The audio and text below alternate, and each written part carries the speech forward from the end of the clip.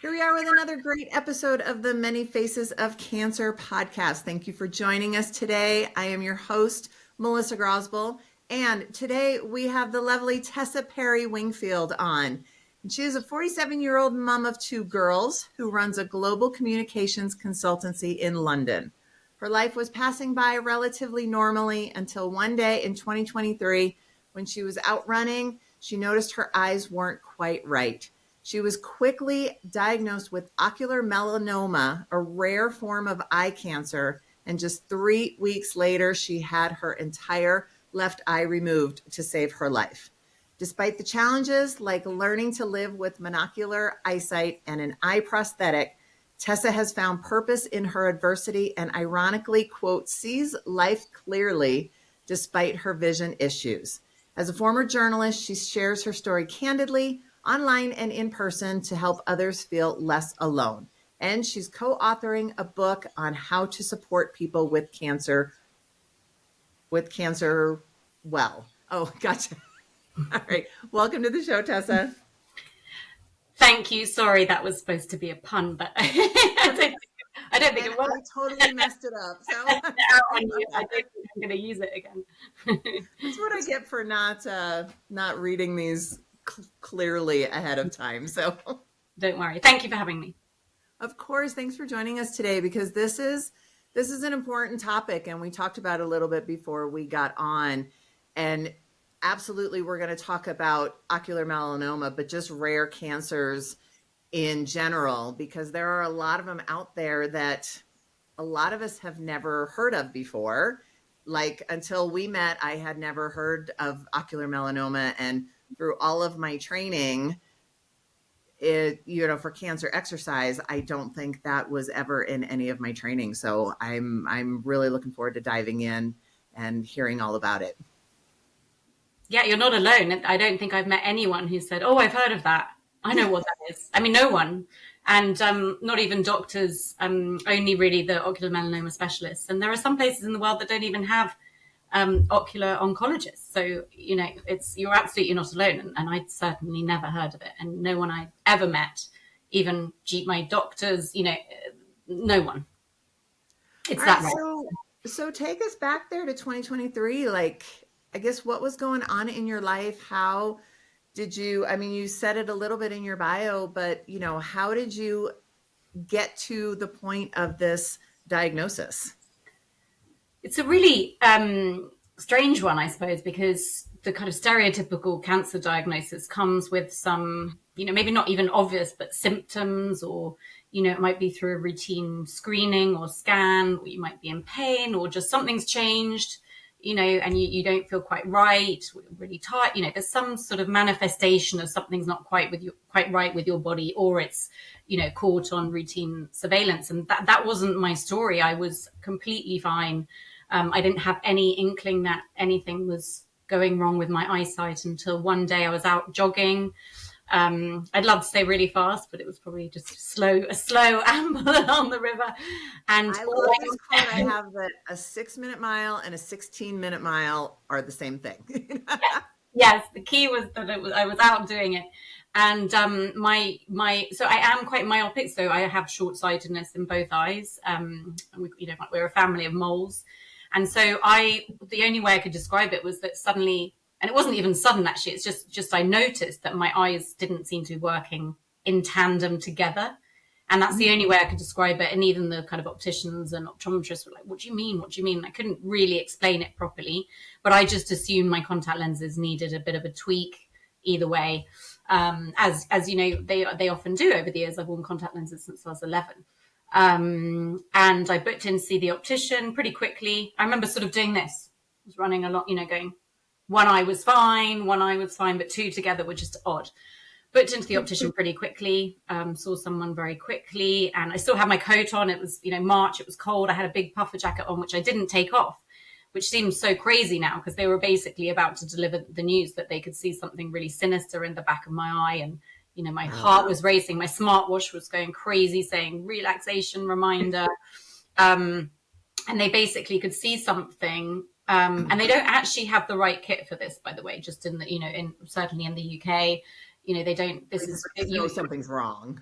So I had a freckle in the back of my eye, a bit like, skin melanoma, where, a freckle goes rogue. The same thing they think happened at the back of my eye. And because it had grown, they could see that there was just something there. And they said, you've got this kind of freckle going on. Oh, it's cancer. And I was sitting there in my puffer jacket just going, I'm sorry, what? Sent to a suburban eye hospital. They whacked up these kind of scans of my eyes where my eye, half of it was just completely black. And that was a really terrifying moment. I was told I probably had a brain tumor that was leaking into my eye. And that is, obviously, it was a really bleak day, and it's also not a thing. It's not true. And there was obviously something went awry with the diagnosis there. But that just goes to show how sort of rare and niche it is that even at a suburban eye hospital, somewhere that specializes in eyes, they don't get people like me walking through the door, and they didn't know what to do with me. But they sent me to an ocular oncologist, an eye cancer specialist. This is all in the space of a week. And he did all the proper tests and said, you have ocular melanoma, which is a very rare form of eye cancer. And we do need to remove your eye very, very quickly. And literally 2 weeks after that, 3 weeks from the jog, I had my entire eye removed. Wow. So is that the only treatment for this, is just to remove the eye, or does it depend on the severity? Yeah. No, there are various different things, such as proton beam therapy, types of radiation. They can even sew a little plaque into the sort of the eye, which doesn't sound particularly nice, but it kind of beams radiation into the tumor. So no, this is sort of a last resort, really. Okay. So it had, I don't want to say spread, but it had grown to a point. No, I was very lucky it hasn't spread yet. And that's why I guess it's really unfortunate that it was my eye, but just like any other part of the body, you remove the badness. And I did actually feel that way. And I think other people around me couldn't get their head around that was my mentality. I'm like, get it out. And they're like, it's your eye. That was mine too. No, I get it. Just get it out. Yep. Unfortunate it was my eye, and it would leave me half blind or with monocular vision. But that was to contain it. That was the only way. Right. Now, was there any other, radiation or chemo or anything like that, or was just removing the eye the only treatment so far? No, and again, I'm eternally grateful, and that might be my future. It's various immunotherapy. The eye and the liver are connected, so my surveillance is around my liver 6 monthly, and so that might be my future, and I really hope it's not. But again, another really odd sort of scenario: no pain, no symptoms. It's very extreme surgery, which is completely life changing, also very cosmetically confronting, and then sort of spat out the other side. Off you go, repair from surgery and heal. But no, and I don't want chemotherapy. I don't want radiotherapy. But it's an odd journey, because you're not going through any kind of conventional means, and you just sort of sit. You have to sit a little bit and wait, and just hope that nothing comes up on the monitoring. Now, I will say, from a cosmetic standpoint, and for people who are just listening, you're not going to really get this, but I mean, if I didn't know, like, at least looking at you through the computer screen, I can't even tell that there is a difference. So, I mean, is it really noticeable when you're out in the real world, and, can people really tell?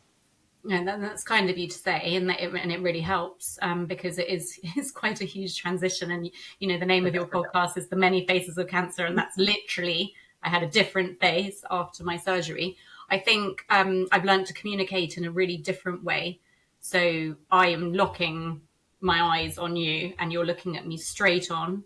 And I don't, I used to fling around, gesticulate. My eyes would go up and down and round, and then when I look at people now, I'm always amazed, because it's amazing. People don't realize how much they do it just to be animated and communicate and have colorful conversations. My hands are always going somewhere. Yeah, but your eyes will be, and your head will be flinging back and things like that. I now am pretty static, because that is the way that it's going to be okay. If I start so you with an eye prosthetic, it's a very sort of artisan thing. It's an acrylic sort of shell, like a big contact lens, and actually really it hasn't changed in about 50 years. So people were saying to me to try and comfort me, amazing technology, it's incredible what they can do. Actually, there's no technology involved at all.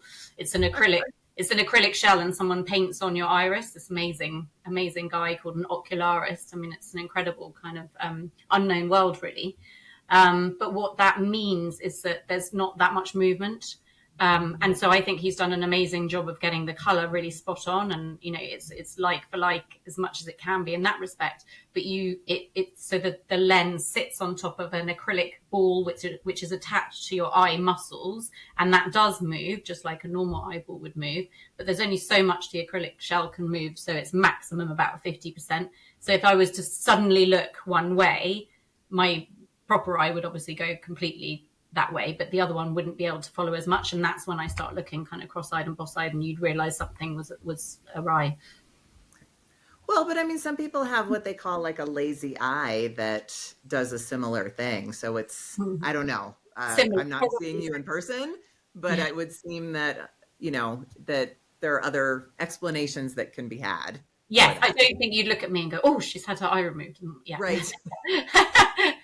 I mean, it's a good party conversation starter, but yeah, I think that's the first thing and that's the main thing. I think the message here is it just took quite a long time to come to terms with that. And now I feel stronger, but it's not something that happens overnight. During the healing of the surgery, I was without an eye for 4 weeks, just something called a conformer lens, which is just a see-through lens to keep the kind of eye socket in place. And I just wore these huge... You look like a pirate? Not allowed to cover it. So I just assumed, it would be a bit Pirates of the Caribbean for 4 weeks. And I was going to have to kind of explain that to neighbors. And but I thought, well, I suppose it's better than showing it, but you can't because you need the air to help with the breathing and to stop infection and stuff. So I just wore these humongous, glamorous dark glasses, and no one was any the wiser. And so you could wear glasses, you just couldn't wear anything that totally covered it. Okay, gotcha. And then you have 7 weeks, more or less, of an interim prosthetic, which isn't your own eye.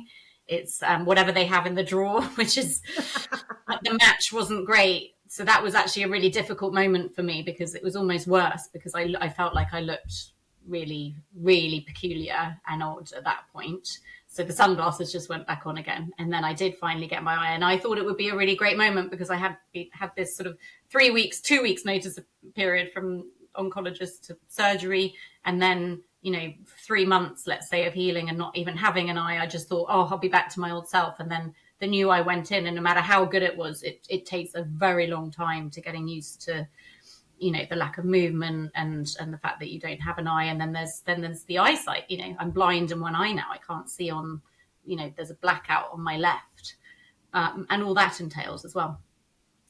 So let's talk about that a little bit, because I talk to a lot of people about, the emotional piece of cancer. And, I had a woman on who talked about she called it the void. And that's, at the end of active treatment, you just kind of fall off this cliff because all of a sudden, you don't have all the doctor's appointments. You don't have all the people asking because, oh my gosh, you're well, kind of thing. So we've talked a lot about emotional pieces of this, but I want you to kind of talk about, because like you said, you went 3 weeks from diagnosis to, your eye is gone.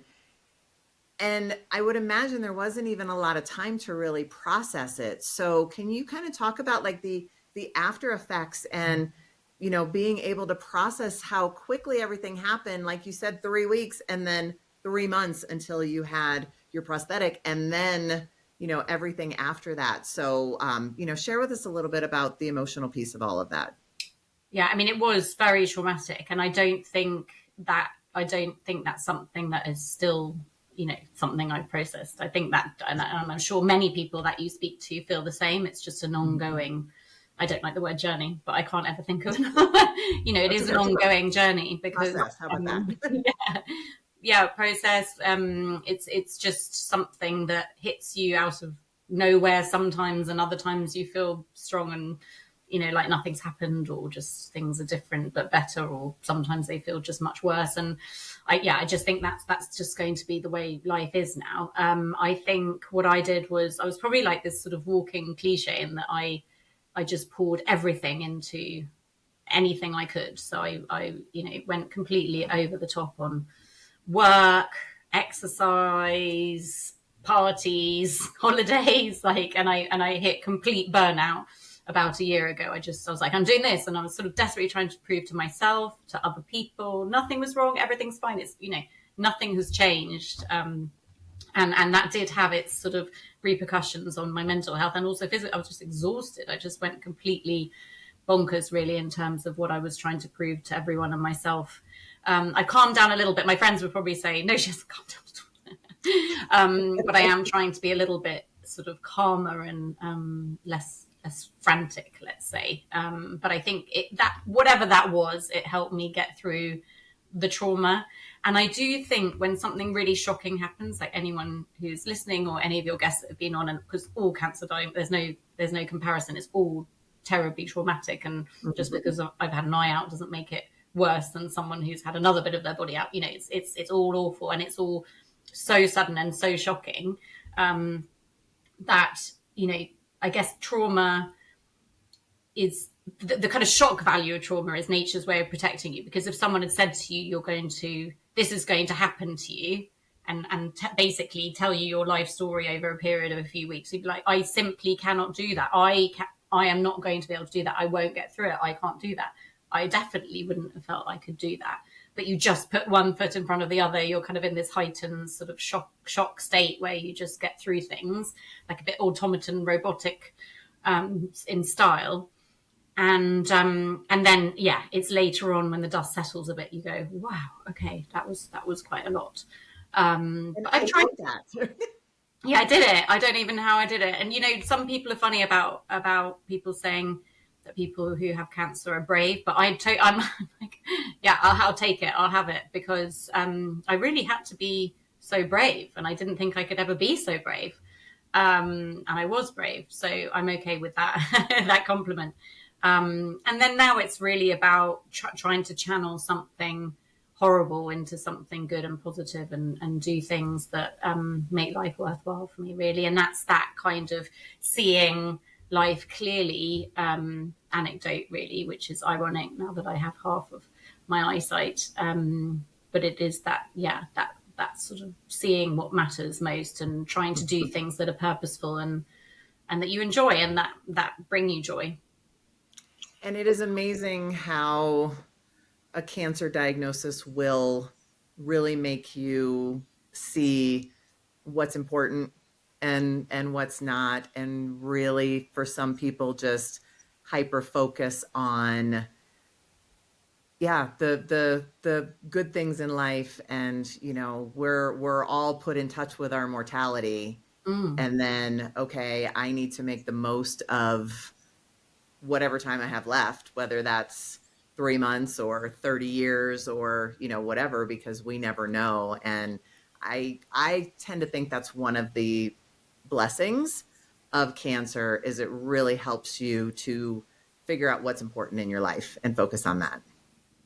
Yeah, I agree. And I think it's really difficult it's not in a patronizing way, but unless you have been, your mortality has literally been thrust in front of your face, it's impossible to understand that feeling, and to have that. It just is like, you can explain and read all the books in the world that you like of what it might feel like, but you simply can't. But it really does, bring into focus what matters, and you don't really want to waste time and energy on doing things that don't spark joy and aren't purposeful, but also like who you surround yourself with. And I had all these amazing old friends who I'd lost touch with, send wonderful messages, and now a whole group of us are back in touch again, and things like that are amazing. That's wonderful. Yeah. So it is. I mean, it's life changing in the most extraordinary way, and it's not all awful. A lot of it's horrible. I'm not saying I've skipped through the fields jovially and happily through this whole experience, not at all. But there are some things that are positives. Well, and that's kind of the whole purpose of this podcast, is to really shine a light on the hope and how life can be amazing, even in the face of, a potentially devastating diagnosis, and that you can live a full life and have everything that you want. And cancer, for a lot of people, hopefully is just a blip in the road, or people who are living with metastatic disease and still, living every day to the fullest, as as much as they possibly can. Mm, absolutely. I mean, it's a shame that it takes that for us to kind of kick up Yes, the butt. that's a whole different conversation. So you said in your bio that you're a mom of two kids, and you can always tell the British because they say mum instead of mom. Oh yeah, mom. How old are your daughters? They are 12 and nearly 15, but so it was 2.5 years ago.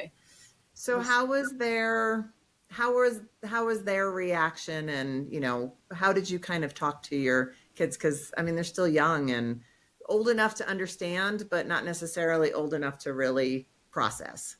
Yeah, and that was the worst bit, and it's obviously the bit everyone fears who has children and gets a cancer diagnosis, because you don't want to put it on them, and it's a scary word. I do think that cancer is probably we carry a lot more sort of weight of its meaning and what it entails as adults, but obviously they know it's a really scary word, and I think I had the added layer of having to tell them that I was it was going to be like Halloween's big thing in the UK, and we've had it a few weeks ago. I'm sure it's massive. I know it's massive in the US as well. And it was basically like, we're going to have Halloween in real life in your home, like a horror movie.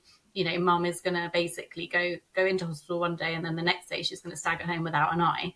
And that gave them huge anxiety, obviously, because that's really, really scary. So we had the conversation with them, obviously incredibly upset, but hadn't mentioned the C word, cancer. I was just like, I can't. Let's just not do that. Let's park that. Let's do that the next conversation, because it's all a bit too much to, deal with. Like, this is happening to mummy, and but actually my husband did absolutely the right thing, is just as we were sort of closing the conversation, which was obviously horrible and very upsetting for everybody, and we were upset, they were upset, but my husband rightly said, because it is cancer. And it was so right that he did that at that time, and we didn't try and sugarcoat it in any way, or park that conversation, because the next time we came to it, it would have been just as hard, if not worse. And you might as well get all the bad news out in one. And so that was the right thing to do. I mean, they were brilliant. I think the thing about kids is they're more resilient than we realize, and also they really help. They helped me through so much, but not by. I mean, of course they were helpful, and they helped a lot more than normal, and they'd look after me and they cuddle me and get things for me, and of course they did all that lovely stuff. But the best recovery of all was them expecting me to bounce back within about 3 seconds, asking me to do this and that and make this and get them this from the shops, and oh mum, can we, and there was a lot of funny moments as well, because if something quite dark happens, but also something quite like macabre, like your eye has been removed, you have to laugh, so we had a lot of quite sort of funny moments. We were driving. I hate this. I hope your listeners have got a sense of humour. I don't offend anyone, but we were driving past a sort of we were in the countryside down by the coast in the south of England. We drove past another eye hospital, and I was saying, do you think we should go in and say, I'm really sorry, but something awful's happened to I've lost my eye, and all this stuff. And we laughed for days about that, but don't worry, we didn't do that. But you have to have a massive sense of humor, otherwise it just is all too depressing. But yeah, they with us. Either way, And I think, and I hear that a lot, like you having a sense of humor. I mean, you need that, because otherwise, you can go to some really, really, really dark places. And I mean, you can laugh or you can fall apart. And I think most of us would rather laugh and, look for the humor in things. And that's so important to help get through anything. And, if we can't laugh, then kind of what's the point? Right? Absolutely. And I mean, so my kids didn't want to see no eye, and I didn't want to show them either. I didn't, that was like, that's a moment in time. Whereas it would stay with them forever. And I just thought that's fine. But it was quite funny, because these dark glasses got really, I've never worn sunglasses from the moment you wake up at like 7 a.m. or something to like 10 at night. Never done that before. And because they were really thick rimmed at the side, because I didn't want anyone to see, really, really dark, I was stumbling around in the evening at home. But also they were so heavy, by the time I go to bed, I'd be like, oh, now my ears feel like they're going to fall off. But yeah. Well, and they living in the UK, it's not like you have, 300 days of sunshine a year. unfortunately not. Actually, it was a blessing because in March 2023 and for the subsequent 2 months, it was unseasonably sunny. And so actually, I didn't look too kind of, different going around with my sunglasses on. So The universe no one provides, right? really, sorry. I said the universe provides. Yes, exactly. That's awesome. So let's talk a little bit about, your ocular melanoma was a very rare cancer. And I don't think, well, probably because they're rare, I don't think that these rare cancers kind of get the press or the eyes on them, from a research standpoint, from a medical standpoint, from a news standpoint. So can you talk a little bit about, because I'm assuming that you're kind of in that realm now, and not just ocular melanoma, but other rare cancers as well. So can you talk a little bit about kind of what it was like going through such a rare cancer that people are like, what are you talking about? Yes. To, maybe some other rare cancers or things that people should look out for. Yeah. So having a rare cancer's so difficult on many different levels. So firstly, having no reference point. I mean, as we said at the very beginning, no one's ever heard of it. No one you've ever met, ever, medical professionals, even eye hospitals, have never come across it. And so you don't really know what to expect. You're stepping massively into the unknown. There's just literally no reference point. There's no, normally if something, people always want to help, and no matter what adversity you're going through, oh, why don't you, I can speak to my friend. They can, there's always some sort of advice or some friendly ear, that someone you can talk to about something. And this, I couldn't talk to anyone about. It was literally, and then my ocular oncologist, who's an amazing person, but there's very few of them as well. He's so busy because he's sort of, one of a few, would say, don't look online because it's so rare. The data, we just don't have the data. The data's skewed. So the problem, I can't really talk for other rare cancers. I don't know enough about it, but to lump rare cancers together, the issue is, of course, about funding. So, and if there's no funding, there's very little research and development, there's little innovation, let's say, and that means that things like clinical trials are, well, they aren't non-existent. There are some ongoing at the moment for ocular melanoma, but they're very, very new, and they're not accessible here. Of course, it's very different in the States how your medical system works, but they're not accessible to most people over here, and then the costs would be, make them inaccessible and things like that. But if you compare, let's say, skin melanoma, which behaves in a similar way, but it's not the same, as in sometimes it's a freckle or a mole that's gone rogue. Skin cancer may or may not be to do with sunlight. I'm not saying that it is in everyone's case. Eye melanoma isn't to do with sun. That's one of the first things I asked. I said, is it red wine? Is it coffee? Is it sunlight? What is it? And then I remember one of my oncologists asked me if I was a pilot. And I was like, no. They just don't know. And actually the very small numbers have stayed very, very steady. The only thing they can put their finger on is, I have Irish heritage and I have pale skin and I have pale eyes. And that's sort of the demographic of the very few people who get it. But skin melanoma, pioneering breakthrough clinical trials, immunotherapy, that's now out and mainstream, and has been for a few years now. But that's with rare cancers, you're just not going to get that. Big pharma, there's no commercial interest, so why would you? And it's a bit the same with the prosthetic, which I know is cosmetic. It's not, a life or death scenario. Then it is really important to know that there's the funding around that. And I was put on a trial for a 3D printed eye, which is which was going to be printed in a 3D machine in Germany, which is just extraordinary and amazing as well, because it was going to be more natural than ever, layered coloring, nuances of like flickers of light and things like that. And I was so excited, but then the funding was cut and it never went ahead. So things like that, you just are on the sidelines, unfortunately. And now, is this something that you could, like, down the road? So from your prosthetic, is this something that will, like, I don't want to say degenerate, but that will need to be replaced over time, or, will this last you the rest of your life? Well, I mean, it could. I think it could last me the rest of the life. It's like my life. Sorry, not its life. Its life will last my life.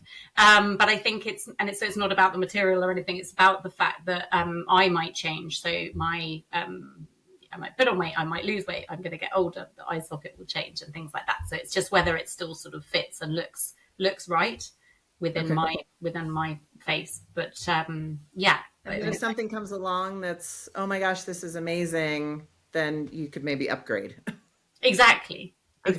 I can't get my eyesight back, unfortunately. I keep reading these things about amazing, development and sort of preserving eyesight or sort of trying to turn back time in terms of eyesight that's sort of degenerating. But unfortunately, that won't be on the cards. Gotcha. All right. And so you are out there kind of on the speaking circuit, I'm assuming, and really just trying to spread the word about ocular melanoma. Yeah, ocular melanoma, a bit. It's so rare. I don't want to go around scaring people about my, and you might have your eye removed and then this, because it is so rare. So it's not really that people need to massively look out for it. But I think in general, people do need to, eye health, vision health. I did have 2 incidences over the years of a tiny blue bruise on the front of the white of my eye. And the optician just said it was because I wear contact lenses and I probably bruised my eye. And if I guess the message here is to trust your instinct and your intuition. If something doesn't feel quite right, get a second opinion. And when it comes to vision, I guess that's the awareness I'm trying to raise, is more about vision and eyesight and the importance of just looking after it so very well, and questioning something if one answer doesn't seem quite right, which I obviously wish I had done. But yes, raising awareness. I think during my diagnosis and surgery, the one thing that really helped me was reading other people's stories.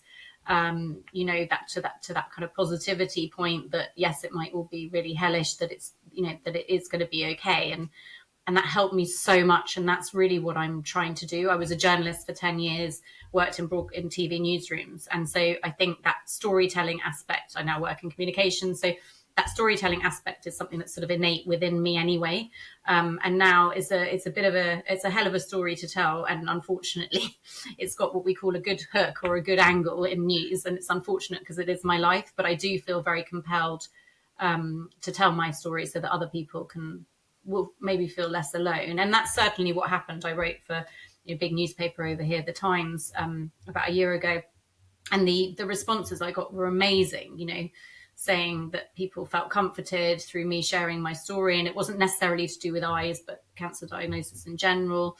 And I did get a lot of funny prosthetic eye stories as well, but I'll save that for another time. So yes, definitely that. Yes, I do. I'm a speaker. I think it's to that point of seeing life clearly. It's trying to find that purpose before it literally comes and smacks you in the face. And I'm also co-authoring a book.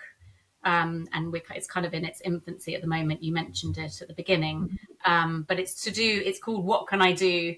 100 Ways to Help, blah, blah, blah. But it's basically what can people do, friends, family, loved ones, colleagues, when someone is diagnosed with cancer, when people are living with cancer, going through treatments, and even, palliative care and all the really difficult sides of cancer. I think people are, and it's no one's fault, but people don't know what to say, or they say things that are quite stereotypical or cliched and don't necessarily hit the right notes sometimes. And that can be quite damaging and difficult. And it can be really difficult for the person who's put the foot in their mouth and said the wrong thing as well and done the wrong thing. And it's about just educating people in a kind way about how to help practically and well, how to say the right thing, do the right thing, and just turn up and be there. And sometimes that's giving people space and not knocking on the door at all hours and making it their problem, all sorts of different things. So it's not something, certainly in the UK, it's not something that's on the bookshelves, but it's the book that I don't think it's here either. It's like I'm already like I want to buy it, like hurry up and get it out there. And it's funny as well, if like without blowing our own trumpet, it there's humor in there as well. It's not a really depressing read. as we've mentioned before, humor plays a really really large role in this. But my co-author is a fellow journalist. He had prostate cancer. But it is the book that we wish we had when our friends are like, what can we do? What can we do? And it's like, well, actually, you can read this and you can dip in and out depending on, at what stage your friend or your loved one is at. And just get some really interesting nuggets of information and how to help. Wow, that is so important. I mean, because people always want to help, but they don't necessarily know what to do. And I've been there. the person with cancer doesn't necessarily know what to tell them to do because they're already overwhelmed and don't want to have to think about one more thing. So having a nice little handy dandy guide to be like, oh, this is what you say and this is what you don't say and this is how you can help without bothering or putting one more thing on the patient's plate. It's really trying to get into the mindset of how that person might be feeling. But I've done it. I've put my foot in it many a time on previous occasions, and also resorted to loads of outdated kind of cliches. And just because you want to say something, and so I've been there and done that. So it's not trying to shame anyone or blame anyone or make people feel embarrassed that they're doing the wrong thing. And people are always just trying their best, but it's a sort of kind manual Bible, if you like. But it's it obviously will start in the UK, but it's totally applicable to the US markets. Don't steal the idea, anyone who's listening, because we're nearly there. But hopefully it'll be coming to your shores at some point in the future.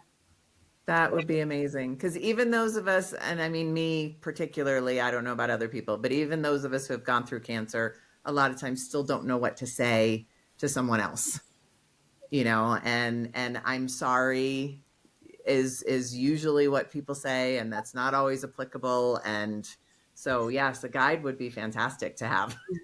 And just even things like, so how can I help? Well, I had so many people saying, how can I help? That's very kind. But you're putting now a responsibility on me at the busiest, scariest time of my life to now come up with a sort of to-do list of what you can do to help, And so it's just about changing the narrative a bit on that. Just if you want to help, just do something. No great massive gesture, but just help practically in some way and just do it. And I've heard amazing stories. So it's because we're journalists, it's very interview led with, stories of people with cancer, people who've cared for people with cancer, psychologists, oncologists, nurses, charity, all the people at the front line of all of this, basically, we're interviewing, and we're just getting as many different thoughts and anecdotes and stories as possible. So it's definitely a book full of lots of voices. It's not just we say this, we're bringing together lots of different bits of insight from a sort of big spectrum of people.